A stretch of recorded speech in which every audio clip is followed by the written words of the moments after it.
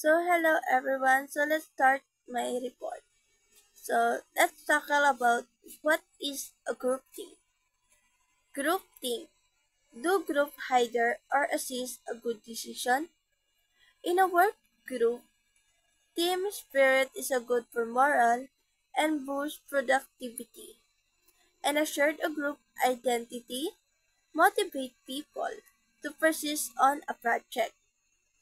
Example studied Pearl Harbor by a big invasion and also Vietnam War. Think. Do group hinder or assist a good decision? Group think. The mode of thinking that person engage and when concurrent thinking becomes so dominant and a cohesive in a group that it tends to override realistic appraisal of alternative courses of action.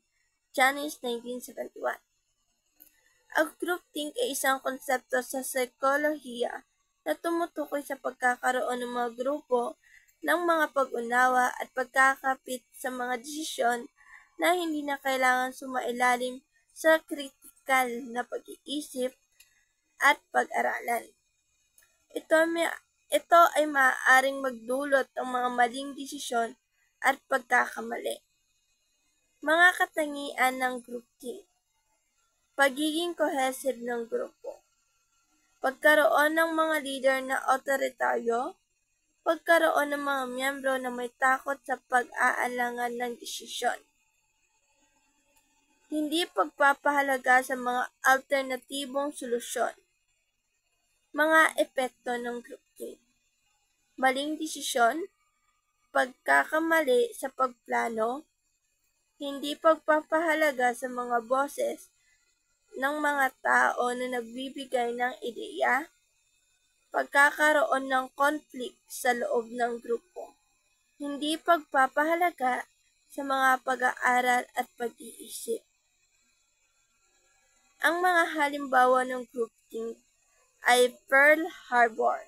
Ito yung nakalagay sa unang slide. Pearl Harbor 1941.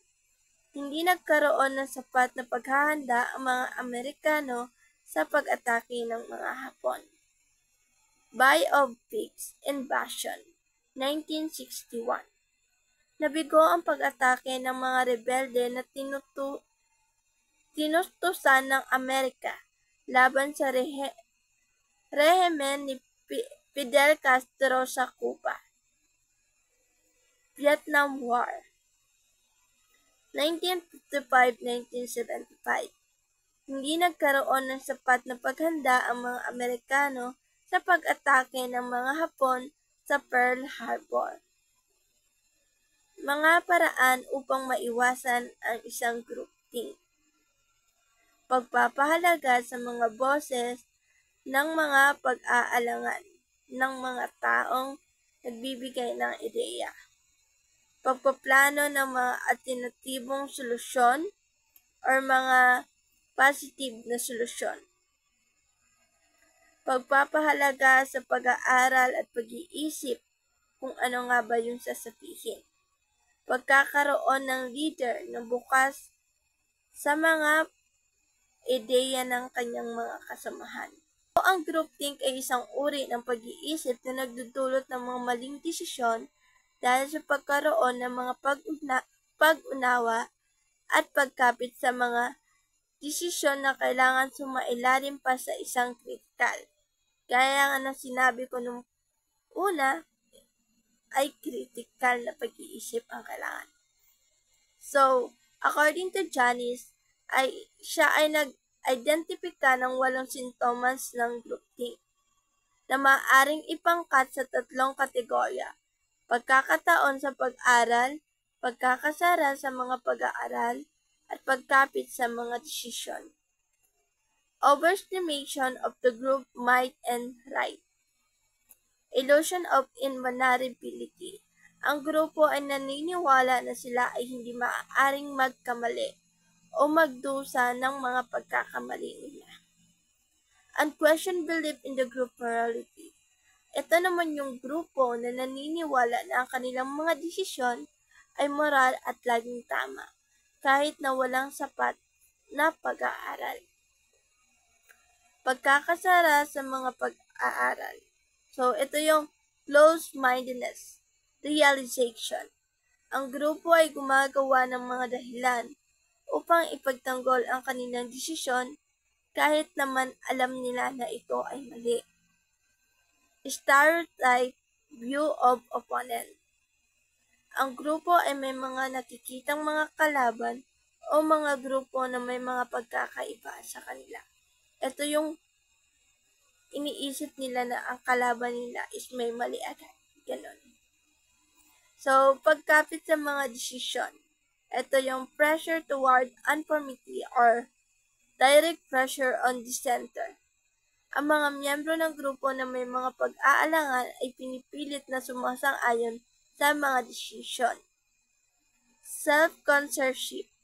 Ang mga miyembro ng grupo ay hindi nagpapahayag ng kanilang mga ideya upang hindi magdulot ng mga conflict sa usapan.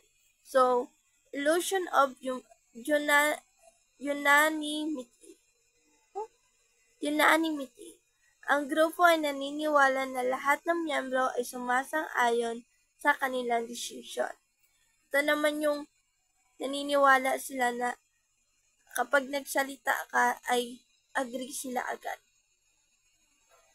Mind guard. So, ito yung miyembro ng grupo ay nagiging mga bantay ng mga desisyon at hindi pinapayagan ang mga tao or mga kagrupo niya na magbigay ng alanganin na ideya. Upang maiwasan ang groupthink, mahalaga na magkaroon ng mga leader na mga bukas sa mga ideya, pagpapahalaga sa mga boses ng mga kanyang miyembro, at pagplano ng mga solusyon. Groupthink breeding situation. So, ito yung mga nilalaman ng breeding situation. First is insulated group. Ang group ay hindi nakikinig sa mga pananaw mula sa labas. Cohesive group.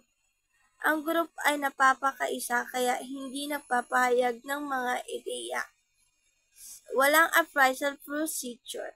Hindi nagkakaroon ng mga pagsusuri at pag-aaral ng mga desisyon. Ito naman yung number 4 is stress or mababang pag-asa. So, mataas na antas na may stress o mababang pag-asa yung grupo. Autokratikong liderato.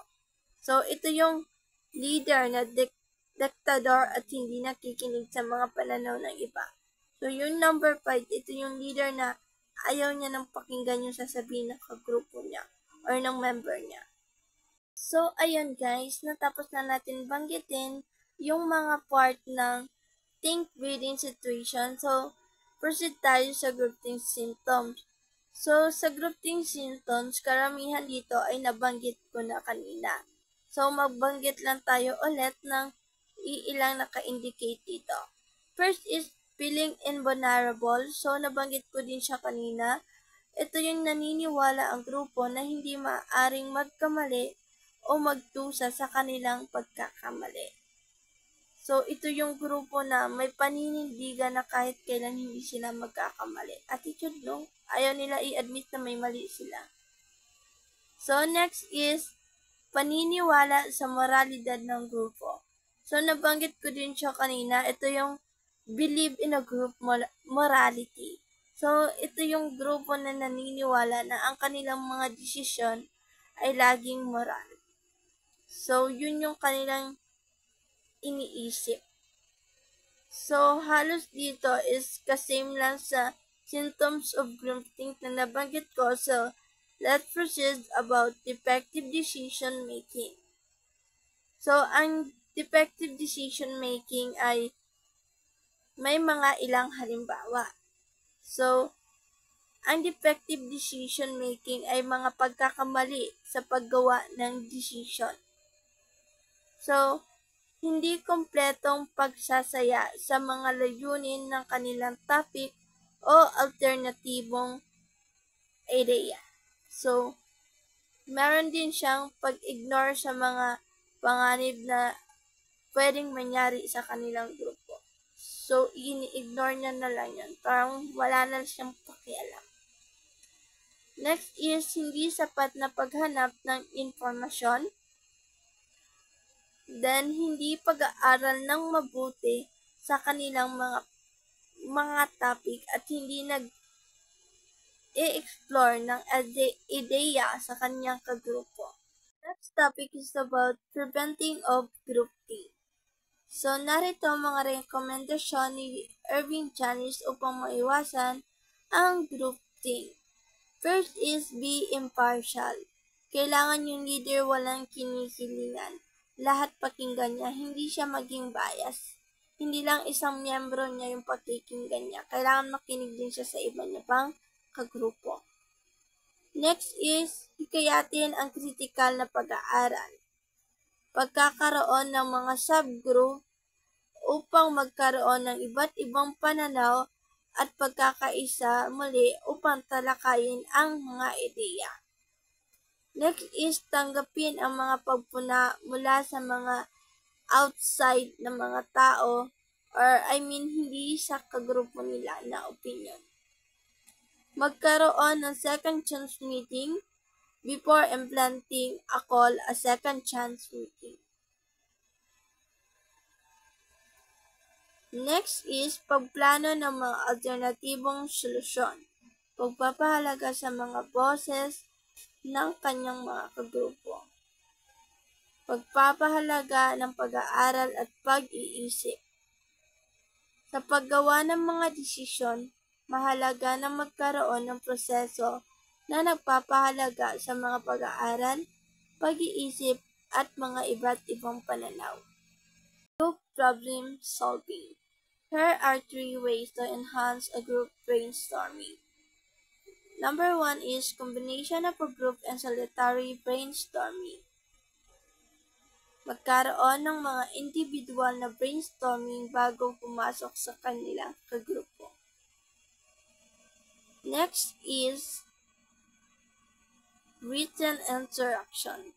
Pwede kang sumulat sa mga sticky note ng iyong mga ideya. Number 3 is electronic brainstorming. Pwede ka ditong gumamit ng mga digital tools tulad ng Google na pwede kang magbahagi through online ng iyong ideya. The influence of the minority. How do individuals influence the group? Determinant of minority influence. Consciency, self-confidence, depiction.